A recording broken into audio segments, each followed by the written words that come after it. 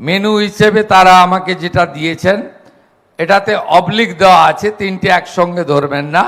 ভাত, খিচুড়ি, পোলাও, পনির অবলিক ছানা, soybean oblique মরশুমি সবজি অবলিক বাদাম, মিষ্টি অবলিক মরশুমি ফল, এটা তারা দেবেন।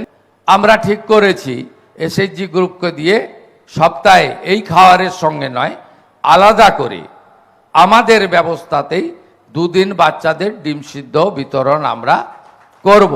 আরে আপনারা তো চাইলে স্কুল শিক্ষামন্ত্রীর সঙ্গে কথা বলতে, তাহলে আপনারা আধিকারিকদের সঙ্গে কথা বলতে পারেন।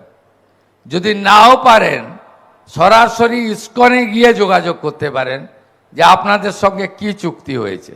প্রথম থেকেই আন্ডা আন্ডা আন্ডা করে মিছিল বের করে ফেললেন। আমরা যেমন ইসকনের সাত্ত্বিক আহারকে গ্রহণ করেছি, তাদের যে একটি নিজস্ব আনকম্প্রোমাইজ রীতিনীতি রয়েছে যেটাতে তারা সমঝোতা করেন না, আমরা করতেও বলবো না। তার বাইরেও আমরা উড়িষ্যাতে আমাদের টিম পাঠিয়েছিলাম, সেখানে এসএইচজি গ্রুপকে দিয়ে আলাদা করে সপ্তাহে একদিন করে তারা ডিম সিদ্ধ দেন।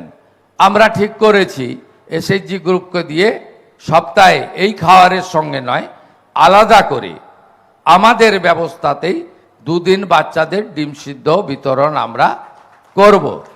আশা করি সমালোচকরা আজকে একটু শান্তিতে থাকবেন, মুখটা বন্ধ রাখবেন, আর মনে মনে প্রশংসা করবেন। আর যদি হিংসারূপু শরীরে থাকে সেটাও সংযমব্রত অন্তত আজকের দিনের জন্য আপনারা হিংসা রিপুটাকে নিয়ন্ত্রণ করবেন, এইটুকু আমি আপনাদের কাছে মানে আমার বিরোধীদের কাছে প্রার্থনা করব। আরেকটা মিছিল আমার চোখে পড়েছিল 1 মাস আগে, মিড ডে মিলের রাঁধুনি যে সমস্ত আমাদের দিদি এবং বোনেরা আছেন তাদের নিয়ে একটা মিছিল হয়েছিল। ইসকনকে ঢুকিয়ে দেওয়া হচ্ছে, হিন্দু সরকার, আমাদের কাজ কেড়ে নেওয়া হচ্ছে। আমি মিছিলটা দেখেছিলাম, রিয়্যাক্ট করিনি, কারণ আমি আমার এই দীর্ঘ রাজনৈতিক এবং জনপ্রতিনিধির জীবনে দুটো মন্ত্রকে আত্মস্থ করেছি, একটা হলো ধৈর্য আর একটা হলো সহ্য।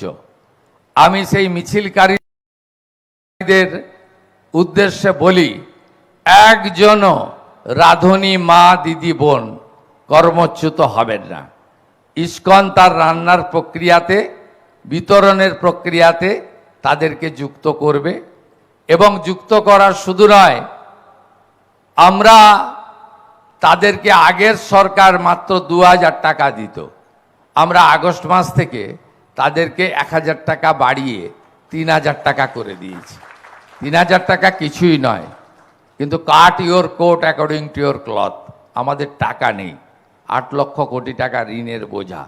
ধীরে ধীরে এই রাজ্য যখন অর্থনৈতিকভাবে আরও শক্তিশালী হবে, বেশি দিন হয়নি, 11 সপ্তাহের সরকার, 1টা বছর চেয়ে নিচ্ছে, তারপরে দেখবেন এই রাজ্য অর্থনৈতিকভাবে দুর্বল নয়, অর্থনৈতিকভাবে শক্তিশালী রাজ্যে পরিণত হবে।